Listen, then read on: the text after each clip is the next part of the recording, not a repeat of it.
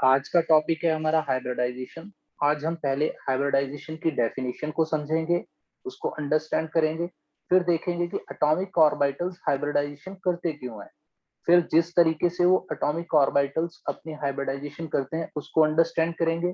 फिर उनसे जो हाइब्रिड ऑर्बिटल्स बनते हैं उनके स्ट्रक्चर्स किस तरीके के फॉर्म होते हैं उनको अंडरस्टैंड करेंगे। और बाद में लास्ट में हम देखेंगे कि हाइब्रिडाइजेशन को स्ट्रक्चर से किस तरीके से कैलकुलेट किया जाता है। और फॉर्मूले हम दो यूज करेंगे जिनसे हाइब्रिडाइजेशन को कैलकुलेट करना हम समझ जाएंगे। तो यहाँ पे सबसे पहले हम स्टार्ट करते हैं कि हाइब्रिडाइजेशन की डेफिनेशन क्या होती है। इसके अंदर दो इंपॉर्टेंट पॉइंट्स होते हैं बच्चे। यहाँ पे हमें अंडरस्टैंड करना होता है कि concept of mixing of atomic orbitals होता है। तो जो एटॉमिक ऑर्बिटल्स होते हैं उनकी मिक्सिंग होती है, यहाँ आप इंटरमिक्सिंग भी लिख सकते हो। तो इंटरमिक्सिंग ऑफ एटॉमिक ऑर्बिटल्स होते हैं। तो उनकी इंटरमिक्सिंग क्यों होती है? क्योंकि उन एटॉमिक ऑर्बिटल्स की डिफरेंट एनर्जीज और डिफरेंट शेप होती हैं। फॉर एग्जाम्पल अगर आप शेप्स की बात करते हो तो एस की स्फेरिकल शेप होगी, हमारे पी ऑर्बिटल की डंबल शेप होगी, डी ऑर्बिटल की डबल डंबल शेप होगी। और हमें पता है कि उनकी एनर्जीज के अंदर भी डिफरेंस होता है। किस तरीके से डिफरेंस होता है? क्योंकि एस ऑर्बिटल की जो एनर्जी होती है वो कम होती है, पी ऑर्बिटल की उससे ज्यादा होती है, और उससे ज्यादा होती है डी ऑर्बिटल की। तो इस तरीके से हम अंडरस्टैंड करेंगे। और एफ की तो सबसे ज्यादा होती है। तो हमें क्या करना है कि इंटरमिक्सिंग ऑफ एटॉमिक ऑर्बिटल्स किस तरीके से होते हैं उसको अंडरस्टैंड करने का प्रोसेस ही हाइब्रिडाइजेशन है। और उसके बाद वो suitable for the pairing of electron to form covalent bond and valence bond theory. तो हमारे पास क्या होगा कि कोवलेंट बॉन्ड जो फॉर्म हो रहे हैं उसके अंदर मिक्सिंग ऑफ एटॉमिक ऑर्बिटल्स जो होती है to form new hybrid orbitals. तो ये हाइब्रिड ऑर्बिटल्स की खासियत क्या होगी कि इनके अंदर जैसे एटॉमिक ऑर्बिटल्स के अंदर डिफरेंट एनर्जीज और शेप्स थी, अब हाइब्रिड ऑर्बिटल्स के अंदर आपको डिफरेंट एनर्जी और शेप नहीं देखने को मिलेगी, क्योंकि इनकी एनर्जी भी इक्वल होगी और इनकी शेप्स भी इक्वल होंगी। फॉर एग्जाम्पल यहाँ पे हमारे पास दो तरीके के ऑर्बिटल्स हैं। जैसे आप CH4 का स्ट्रक्चर ही देख लो, जो कि टेट्राहेड्रल स्ट्रक्चर फॉर्म होता है। तो देखो आप यहाँ पे एस ऑर्बिटल जो है दैट इज स्फेरिकल, और पी ऑर्बिटल जो है डंबल शेप में है। और तीन डंबल्स बने हुए हैं, ठीक है, तीनों एक्सिस के अंदर तीन ऑर्बिटल्स बने हैं। तो अगर हम इनको स्ट्रक्चर के अंदर फॉर्म करना चाहते भी हैं तो ये स्ट्रक्चर सही तरीके से अपने आप को 109.5 डिग्री एंगल पे नहीं रख पाएगा। क्यों नहीं रख पाएगा? क्योंकि ये जो एस ऑर्बिटल है ये स्फेरिकल इन शेप है, और पी ऑर्बिटल जो है इनकी एनर्जी के अंदर भी फर्क है और इनकी शेप के अंदर भी डिफरेंस है। तो इसलिए हमें क्या करना होगा कि इन चारों ऑर्बिटल्स को पहले हाइब्रिडाइज करना होगा। तो ये क्या करते हैं कि आपस में इंटरमिक्स करते हैं चारों ऑर्बिटल्स। और इस तरीके के ये चार, जो क्योंकि जितने एटॉमिक ऑर्बिटल्स कंबाइन होंगे या इंटरमिक्स होंगे उतने ही हमारे पास हाइब्रिड ऑर्बिटल्स फॉर्म होंगे। तो यहाँ पे आप देखो कि एस की एनर्जी डिफरेंट है, पी की डिफरेंट है। यहाँ पे तीनों ये तो डीजेनरेट ऑर्बिटल्स हैं।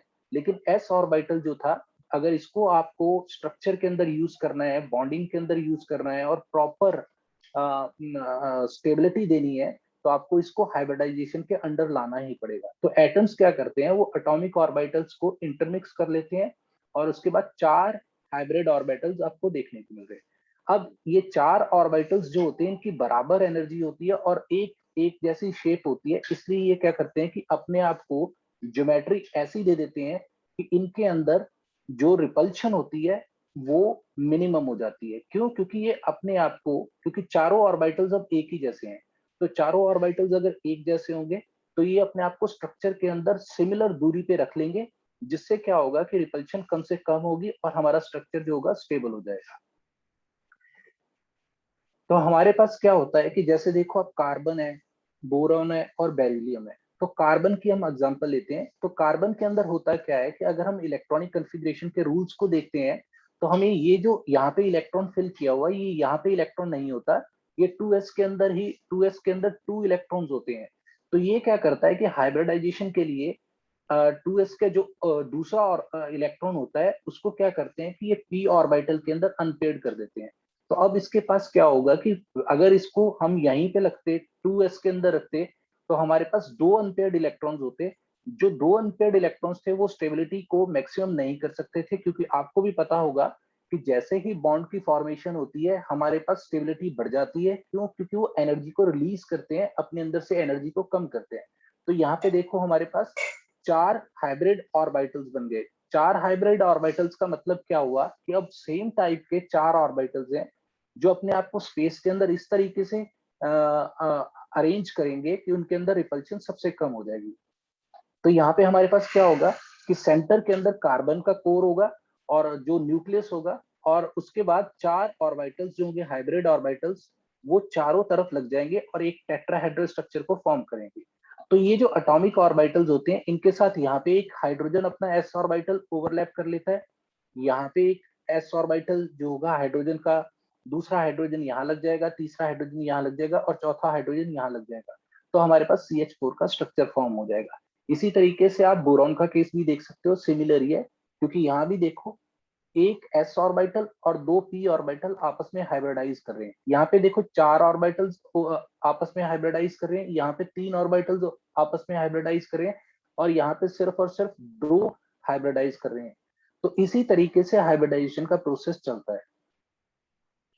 तो हम देखते हैं कि हाइब्रिडाइजेशन को किस तरीके से हम कैलकुलेट कर सकते हैं। तो हाइब्रिडाइजेशन को कैलकुलेट करने का फॉर्मूला होता है एक बच्चे, जो हमारी बुक के अंदर फॉर्मूला दिया हुआ है 1/2 और स्क्वायर ब्रैकेट के अंदर number of valence electrons in the central atom जो V रिप्रेजेंट करेगा, और M जो होता है कि नंबर ऑफ मोनोवैलेंट एटम्स कितने सराउंड कर रहे हैं। जैसे आप पिछले केस के अंदर ही देखो CH4 के अंदर अगर आप कार्बन को सेंट्रल एटम देखोगे तो कार्बन के अंदर वैलेंस शेल के अंदर इलेक्ट्रॉन्स कितने होंगे? 4 होंगे। तो एक एग्जांपल से आगे हम कर ही लेंगे। तो यहाँ पे जो -C है तो that is charge on cation, और प्लस क्या होगा, अगर वो अनायन है तो उसका चार्ज जो होगा वो यहाँ पे ऐड हो जाएगा। अगर -1 है तो यहाँ पे आप +1 लिख दोगे, अगर यहाँ पे एन उसके ऊपर पॉजिटिव चार्ज है तो वो आप यहाँ पे मेंशन कर दोगे फॉर्मूला के अंदर। तो एक एग्जांपल से हम डील करते हैं, तो एग्जांपल को अंडरस्टैंड करके हमें पता चल जाएगा। तो CH4 के केस के अंदर अगर आप हाइब्रिडाइजेशन को कैलकुलेट करने जाते हो, तो मैंने जैसे पहले बताया था कि हमारे पास हाइब्रिडाइजेशन किस तरीके से आती है। अगर 2 नंबर आएगा तो इसका मतलब 2 एटॉमिक ऑर्बिटल्स आपस में हाइब्रिडाइज किए हैं, मतलब S और P हाइब्रिडाइजेशन है। अगर 3 हमारे पास हाइब्रिडाइजेशन की काउंटिंग आती है तो हमें पता है कि 3 जो एटॉमिक ऑर्बिटल्स हैं वो आपस में हाइब्रिडाइज किए हैं, तो मतलब एक S का होगा और 2 P के होंगे। अगर 4 आंसर आता है तो इसका मतलब 4 एटॉमिक ऑर्बिटल्स जो हैं वो क्या कर रहे हैं? हाइब्रिडाइजेशन कर रहे हैं। तो 5 का मतलब 5 और एटॉमिक ऑर्बिटल्स। तो इसके अंदर देखो S P के 3 हो गए, तो उसके बाद हमारे पास P और S के अंदर नहीं ऑर्बिटल्स बचेंगे, तो फिर हमें D लाना पड़ेगा। तो D को हम ऐड कर देंगे। तो अगर 6 हमारा आंसर आता है, जैसे आप ऑक्टाहेड्रल केस के अंदर देखोगे, आपको देखने से ही पता चल जाएगा कि उसकी हाइब्रिडाइजेशन कैसी है, अगर आपको उसका स्ट्रक्चर पता है। तो पहले 6 के अंदर से एक तो हो गया S और 3 हो गए P, तो 4 तो हमारे यहाँ पे यूज हो गए, तो 2 बचे जो वो D के अंदर चलेगी। तो इसको हम कैलकुलेट करते हैं। CH4 के अंदर सेंट्रल जो एटम है दैट इज कार्बन। तो कार्बन के जो हमने हमारा फॉर्मूला क्या कह रहा था कि हमें वैलेंस इलेक्ट्रॉन्स लिखने थे। वैलेंस इलेक्ट्रॉन लिखेंगे तो कार्बन के अंदर वैलेंस इलेक्ट्रॉन्स कितने होते हैं? 4 होते हैं। तो उसके साथ मोनोवैलेंट एटम जिनकी वैलेंसी 1 हो, जिनकी वैलेंसी 1 होगी, वो कितने हैं? तो हाइड्रोजन मोनोवैलेंट होता है क्योंकि इसकी वैलेंसी जो होती है, इसकी कंबाइनिंग कैपेसिटी जो होती है 1 होती है। तो यहाँ पे 4 मोनोवैलेंट एटम लिखी है, इसलिए हम यहाँ पे +4 कर देंगे। तो माइनस यहाँ पे कैटायन, मतलब इस CH4 के ऊपर कोई चार्ज नहीं है, इसलिए यहाँ पे हम 0 लिख देंगे। तो इसके ऊपर नेगेटिव चार्ज भी कोई नहीं है, अनायन भी नहीं है, तो इसका मतलब ये भी 0 हो जाएगा। तो जैसे ही आप इसको कैलकुलेट करोगे 1/2 इंटू 8 करोगे तो हमारे पास 4 आंसर आएगा। तो 4 का मतलब क्या होगा कि इसकी हाइब्रिडाइजेशन जो हो जाएगी, तो 4 की हमने यहाँ पे हाइब्रिडाइजेशन क्या लिखी थी? sp3 हाइब्रिडाइजेशन हो जाएगी। तो sp3 हाइब्रिडाइजेशन का मतलब क्या होता है कि अगर p के तीनों ऑर्बिटल्स यूज हो रहे हैं तो वो कभी भी प्लेन के अंदर स्ट्रक्चर नहीं फॉर्म करेंगे। ये बहुत इंपॉर्टेंट पॉइंट है, ये याद रखना कि अगर p के तीनों ऑर्बिटल्स, क्योंकि p के 3 ऑर्बिटल्स किस तरीके के अंदर होते हैं आप देख लो, आप देखो, तो हमारे पास p के जो तीनों ऑर्बिटल्स होते हैं, एक एक्स एक्सिस के अंदर होता है, एक y के अंदर होता है, एक z के अंदर होता है। तो इसका मतलब अगर कोई भी स्ट्रक्चर प्लेनर बन रहा है तो प्लेनर स्ट्रक्चर तो 2 ही एक्सिस के अंदर फॉर्म हो सकता है, लेकिन p का जो तीसरा ऑर्बिटल होता है वो क्या होता है कि वो प्लेन से बाहर चले जाता है।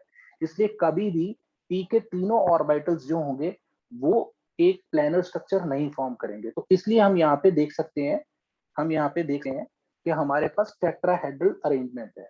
तो अगर आप कहोगे कि sp3 हाइब्रिडाइजेशन टेट्राहेड्रल है, तो अगर कोई इस तरीके का एटम है जो पेंटा एटॉमिक जिसके अंदर 5 एटम्स होंगे, तो उसके अंदर हमेशा ही टेट्राहेड्रल स्ट्रक्चर बनेगा? नहीं, ऐसा भी नहीं है। क्यों? क्योंकि अगर स्क्वायर प्लैनर स्ट्रक्चर बनेगा, तो देखो, अगर हम sp के 2 ऑर्बिटल्स को यूज करते हुए एक d का उसी प्लेन के अंदर ले आएंगे, sp2d या dsp2 हाइब्रिडाइजेशन जो होती है वो स्क्वायर प्लेनर के लिए होती है। तो उस केस के अंदर हमारे पास प्लेनर स्ट्रक्चर फॉर्म हो सकता है। ये याद रखना कि p के अगर तीनों ऑर्बिटल्स यूज हो रहे हैं तो वो हमेशा ही टेट्राहेड्रल स्ट्रक्चर फॉर्म करेंगे। तो उसके बाद हम एक अनायन ले लेते हैं ताकि हमें पता चल जाए कि फॉर्मूले के अंदर हमने किस तरीके से अनायन को यूज किया और केटायन को यूज किया है। तो हमारे पास I3 नेगेटिव है। तो I3 नेगेटिव क्या है? आयोडीन का हमने मॉलिक्यूल लिया है, अनायन लिया है। तो मॉलिक्यूल के ऊपर हमारे पास नेगेटिव चार्ज है। तो नंबर ऑफ, देखो आप, इलेक्ट्रॉन्स, वैलेंस इलेक्ट्रॉन्स कितने होते हैं हैलोजेंस के अंदर? That is 7। तो जो भी 17th ग्रुप होता है उसके अंदर कितने वैलेंस इलेक्ट्रॉन्स होंगे? 7 होंगे। तो 7 + 2। तो क्यों? क्योंकि आप आयोडीन को ही सेंट्रल एटम मान रहे हो और आयोडीन ही दो जो होंगे वो इसको सराउंड कर रहे होंगे। तो आयोडीन जो होता है मोनोवैलेंट होता है क्योंकि इसकी कंबाइनिंग कैपेसिटी 1 होती है। तो यहाँ पे आप 2 मेंशन कर दो, -0 क्योंकि पॉजिटिव चार्ज के ऊपर प्रेजेंट नहीं है, तो +1 नेगेटिव चार्ज को यहाँ पे आपको मेंशन करना पड़ेगा। तो आप इसको कैलकुलेट करोगे, 7 + 2 और +1 दैट इज इक्वल टू 10। तो 10 को जब आप 2 से डिवाइड करोगे तो आपके पास 5 आंसर आएगा। तो इसके अंदर क्या होगा? sp3d हाइब्रिडाइजेशन आ जाएगी। तो sp3d जो हाइब्रिडाइजेशन होती है ये किसके लिए होती है? ये होती है ट्रायगोनल बाइमेटल। जैसे PCl5 का आपने स्ट्रक्चर देखा होगा, वैसा स्ट्रक्चर कुछ इस मॉलिक्यूल का फॉर्म होगा। नेक्स्ट देखते हैं बच्चे, क्योंकि इस तरीके से तो आपको कैलकुलेट करने के लिए काफी एग्जांपल्स मिल जाएंगी। तो हमारे पास नेक्स्ट जो तरीका होता है वो हमारे लिए जरूरी होता है कि उसके अंदर वैलेंस इलेक्ट्रॉन्स के जो होते हैं वो 9 to 56 इलेक्ट्रॉन्स तक की हों। तो इसका मतलब क्या होगा कि अगर हमारे पास वैलेंस इलेक्ट्रॉन 9 to 56 के बीच में होंगे तो हम इस फॉर्मूले से कैलकुलेट कर सकते हैं। तो इस फॉर्मूले को यूज किस तरीके से हम करते हैं? इस फॉर्मूले को हम यूज करते हैं to calculate total number of valence electron. किस तरीके से? देखो, अभी हमने ऊपर I- की एग्जांपल ली थी, तो अभी यहाँ पे क्या करेंगे कि हमारे पास I3- की जो एग्जांपल है उसे डील करेंगे, उसी के साथ फिर से डील करेंगे। तो I3 के अंदर कितने इलेक्ट्रॉन्स होंगे? देखो आप, वैलेंस शेल के अंदर 7 इलेक्ट्रॉन्स थे एक आयोडीन के अंदर, और 3 आयोडीन्स के अंदर कितने होंगे? 7 3 21। तो इसका मतलब हमारे पास 21 इलेक्ट्रॉन्स होंगे। लेकिन इसके ऊपर, मॉलिक्यूल के ऊपर नेगेटिव चार्ज है, विच मीन्स कि एक इलेक्ट्रॉन ज्यादा हो जाएगा। तो इसका मतलब जितने टोटल इसके वैलेंस इलेक्ट्रॉन्स होंगे उनके अंदर आपको एक इलेक्ट्रॉन और जोड़ना होगा, क्योंकि ये नेगेटिव चार्ज रिप्रेजेंट कर रहा है कि इसके ऊपर एक यूनिट नेगेटिव चार्ज ज्यादा है। तो इसका मतलब हम एक इलेक्ट्रॉन को यहाँ पे ऐड कर देंगे। तो हमारे पास टोटल इलेक्ट्रॉन्स कितने बच जाएंगे? 22। तो 22 वैलेंस इलेक्ट्रॉन है जो कि 9 to 56 के बीच में आते हैं। तो फिर हमें सबसे पहले क्या करना होगा कि 8 से डिवाइड करना होगा। जैसे ही आप 8 से डिवाइड करोगे उसके बाद आपको इसको 2 से डिवाइड करना होगा। तो बाद में जितने भी इसके यहाँ पे आ जाएगी वैल्यू, उसको आपको ऐड कर देना है। तो देखो आप, हमने क्या किया है, हमने यहाँ पे पहले इसको डिवाइड किया 8 से। तो अगर आप 8 से डिवाइड करोगे, 8 to the 16, तो हमारे पास रिमाइंडर कितना बच जाएगा? 6। तो आप 2 से डिवाइड करोगे तो हमारे पास 3 क्वोशंट आ जाएगा। तो क्वोशंट्स को हम ऐड कर देंगे। तो यहाँ पे क्वोशंट को ऐड करने से हमारे पास कितनी वैल्यू आ जाएगी? 3 + 2 = 5।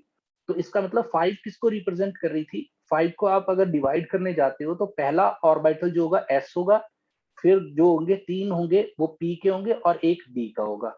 तो यहाँ पे हमारे पास sp3d हाइब्रिडाइजेशन आ जाएगी। एक और एग्जांपल ऐसी करते हैं ताकि हमें अंडरस्टूड हो जाए ये कंसेप्ट। तो यहाँ पे हम पहले हमने जो एक ही एटम से बना हुआ मॉलिक्यूल था उसको डील किया। अब हमने यहाँ पे डिफरेंट एटम्स के साथ जो बना हुआ मॉलिक्यूल है, मतलब मॉलिक्यूल के ऊपर नेगेटिव चार्ज भी है, तो इसको देखो आप। तो सेंट्रल एटम तो यहाँ पे क्लोरीन होगा, तो उसकी अभी जरूरत नहीं है, हमें सिर्फ और सिर्फ कैलकुलेट करना है। तो क्लोरीन के अंदर कितने होंगे? 7 इलेक्ट्रॉन्स होंगे वैलेंस शेल के अंदर। तो ऑक्सीजन के अंदर वैलेंस इलेक्ट्रॉन्स कितने होते हैं? They are 6। तो 6 को जब आप 4 से मल्टीप्लाई करोगे तो आपके पास आंसर आएगा 24। तो ये नेगेटिव चार्ज का मतलब क्या होता है कि इसके अंदर एक इलेक्ट्रॉन आपको और ऐड करना होगा। तो जैसे ही आप इनको ऐड करोगे तो आपके पास 32 आंसर आएगा, मतलब कि 32 वैलेंस इलेक्ट्रॉन होंगे। तो ये 32 जो होगा 9 से 56 के बीच में आएगा। तो इसका मतलब हम इस मेथड से इसको कैलकुलेट कर सकते हैं। तो जैसे ही आप पहले इसको 8 से डिवाइड करोगे, अगर रिमाइंडर फिर भी बच जाता है तो फिर आपको 2 से डिवाइड करना होगा। तो यहाँ पे जैसे ही आप 8 से डिवाइड करोगे तो आपके पास 8 4 जा 32 आ जाएगा। तो इसका मतलब हमारे पास 4 आ जाएगा आंसर सीधा सीधा। तो इसकी हाइब्रिडाइजेशन जो इस स्ट्रक्चर की होगी वो कौन सी होगी? क्योंकि 4 को अगर आप देखो तो पहला s ऑर्बिटल होगा और 3 बचे हुए p ऑर्बिटल के अंदर आ जाएंगे, p हो जाएंगे। तो यहाँ पे हमारे पास क्या हुआ? यहाँ पे हमारे पास sp3 हाइब्रिडाइजेशन आ गई। तो फिर आगे हम देखते हैं, हमारे पास डिफरेंट डिफरेंट मॉलिक्यूल्स हैं जिनके साथ हम डील करेंगे। BeF2 के अंदर क्या होगा? अगर आप बेरिलियम को सेंट्रल मेटल एटम रखते हो तो बेरिलियम के वैलेंस इलेक्ट्रॉन्स कितने होते हैं? 2 होते हैं, +2। तो इसके साथ 2 मोनोवैलेंट एटम्स लगे हुए हैं। तो जैसे ही आप 2 मोनोवैलेंट एटम्स इसके अंदर ऐड कर दोगे, इसके ऊपर कोई पॉजिटिव और कोई नेगेटिव चार्ज नहीं, इसको उसके अंदर मेंशन नहीं किया, वो -0 +0 कर दिया। तो हमारे पास आंसर कितना आ जाएगा? 2। तो 2 को आप अगर ऑर्बिटल्स के अंदर डिवाइड करोगे तो पहला ऑर्बिटल होगा s का और दूसरा ऑर्बिटल होगा p का।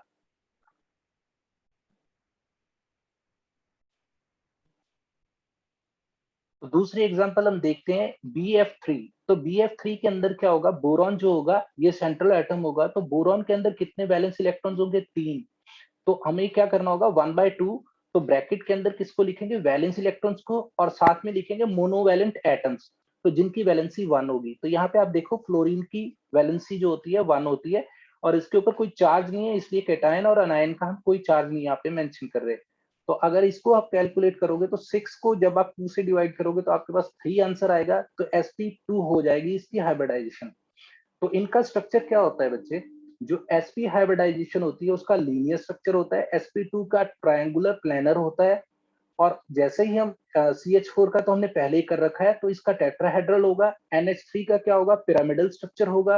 H2O का क्या होगा? हमारे पास बेंट स्ट्रक्चर आ जाएगा। PCl5 का sp3d, जो मैंने आपको एग्जांपल दी थी जैसे बताया था, तो इसका sp3 हाइब्रिडाइजेशन हो जाएगी और इसका ट्राइगोनल बाइपिरामिडल हो जाएगा। ClF3 का जो स्ट्रक्चर होगा दैट इज sp3d। तो ये टी शेप स्ट्रक्चर होगा। तो ये याद रख लेना आप। तो मैं आपको स्ट्रक्चर्स के ऊपर किस तरीके से हम कैलकुलेट करते हैं वो भी आपको बता देता हूँ। तो अगर हमारे पास सिर्फ और सिर्फ लीनियर स्ट्रक्चर है तो आपको पता है BeF2, तो sp हाइब्रिडाइजेशन होगी। तो दूसरा प्रोसेस क्या होता है बच्चे? हमें एक तो हमने क्या किया, 1/2 वाला फॉर्मूला यूज किया था कि वैलेंस इलेक्ट्रॉन्स को लिखना, फिर मोनोवैलेंट एटम्स को, फिर साथ में केटायंस और अनायंस का चार्ज भी मेंशन करना। तो दूसरा फॉर्मूला था 9 to 56 इलेक्ट्रॉन्स वाला। तीसरा जो होता है हम ज्यादातर यूज करते हैं दैट इज ऑफ स्ट्रक्चर। तो स्ट्रक्चर के अंदर हमें देखना पड़ता है कि जो स्ट्रक्चर के अंदर बॉन्ड्स होते हैं उन्हीं से हमें पता चल जाता है कि इसका स्ट्रक्चर क्या होगा। तो इसके अंदर हम क्या करते हैं कि पाई बॉन्ड्स जो होते हैं उनको यूज नहीं करते हैं, सिग्मा बॉन्ड्स को यूज करते हैं और लोन पेयर्स को यूज करते हैं। दोनों को कैलकुलेट कर लेते हैं। जैसे आप देखो यहाँ पे 1 2 और 3, 3 बॉन्ड्स फॉर्म कर रहा है ये। तो 3 सिग्मा बॉन्ड्स फॉर्म कर रहा है। तो अगर आप BF3 की एग्जांपल ले रहे हो तो बोरॉन के पास कोई लोन पेयर ऑफ इलेक्ट्रॉन नहीं बचा, क्योंकि उसकी वैलेंस शेल के अंदर 3 ही इलेक्ट्रॉन्स होते हैं जिनको उसने बॉन्ड कर दिया है और सारे के सारे यहाँ पे सिग्मा बॉन्ड्स फॉर्म हो रहे हैं। तो हमें सिर्फ और सिर्फ सिग्मा बॉन्ड्स को और लोन पेयर को ही कैलकुलेट करना है तो हाइब्रिडाइजेशन के लिए। तो यहाँ पे 3 सिग्मा बॉन्ड्स हैं। इसका मतलब क्या होगा कि इसका आंसर होगा 3, 3+0। क्यों? क्योंकि लोन पेयर यहाँ पे प्रेजेंट ही नहीं है, तो 0 उसी के लिए यूज कर रहे हैं। तो 3 सिग्मा बॉन्ड्स हैं तो 3 आंसर आ गया। तो इसका मतलब क्या होगा कि ये sp2 हाइब्रिडाइजेशन होगी। उसी तरीके से आप देखो यहाँ पे CH4 का स्ट्रक्चर है। तो आप CH4 का टेट्राहेड्रल स्ट्रक्चर किस तरीके से फॉर्म होता है आप देखो, एक बॉन्ड सिग्मा, दूसरा सिग्मा बॉन्ड, तीसरा सिग्मा बॉन्ड प्लेन के दूसरी तरफ और प्लेन के इस तरफ जो होगा वो चौथा सिग्मा बॉन्ड होगा। तो कार्बन के केस के अंदर भी कोई लोन पेयर नहीं प्रेजेंट होता, तो हम सिग्मा बॉन्ड्स को ही काउंट कर लेते हैं। सिग्मा बॉन्ड्स हमारे यहाँ पे 4 आ गए, लोन पेयर 0। इसका मतलब हमारी काउंटिंग कितनी आई? 4। तो 4 को आप जैसे ही हाइब्रिडाइजेशन के अंदर मेंशन करना चाहोगे तो एक s हो जाएगा और p के 3 ऑर्बिटल्स हो जाएंगे, तो sp3 हाइब्रिडाइजेशन हो जाएगी। आप ट्राइगोनल बाइपिरामिडल का केस देखो, यहाँ पे 5 सिग्मा बॉन्ड्स है, कोई लोन पेयर नहीं है, तो यहाँ पे हमारी हाइब्रिडाइजेशन हो जाएगी sp3d। अगर आप ऑक्टाहेड्रल ज्योमेट्री के अंदर देख रहे हो, तो ऑक्टाहेड्रल ज्योमेट्री के अंदर आपको 6 सिग्मा बॉन्ड्स देखने को मिल रहे हैं, कोई लोन पेयर नहीं प्रेजेंट है, तो यहाँ पे कितनी हो जाएगी sp3d2। तो पेंटागोनल बाइपिरामिडल के अंदर देखोगे, अगर सेंट्रल एटम के पास कोई भी लोन पेयर नहीं प्रेजेंट है, तो कितनी है हमारे पास सिग्मा बॉन्ड आ जाएंगे, 5 तो इक्वेटोरियल बॉन्ड्स हैं, और एक्सियल बॉन्ड कौन से हैं, 2। तो हमारे पास 7 आ जाएगा इनका नंबर सिग्मा बॉन्ड्स का। तो 7 को आप किस तरीके से कैलकुलेट करोगे, तो S के अंदर 1 चले जाएगा, P के 3 हो जाएंगे, तो 4 हो गए हमारे पास, और बचे हुए D के अंदर चले जाएंगे, तो sp3d d3 sp3d3। तो ये हमारे पास हाइब्रिडाइजेशन आ जाएगी पेंटागोनल बाइपिरामिडल की। तो लोन पेयर्स के अंदर किस तरीके कैलकुलेट करते हैं वो भी देख लो। तो यहाँ पे आप देखो BeF3 है, तो इसके अंदर एग्जांपल के अंदर कोई भी लोन पेयर नहीं प्रेजेंट है, तो इसलिए क्या है, एक बॉन्ड सिग्मा, दूसरा सिग्मा बॉन्ड, तो इसको हम कैलकुलेट किस तरीके से करेंगे, यहाँ पे sp हाइब्रिडाइजेशन आ जाएगी, दैट इज लीनियर स्ट्रक्चर। तो हमारे पास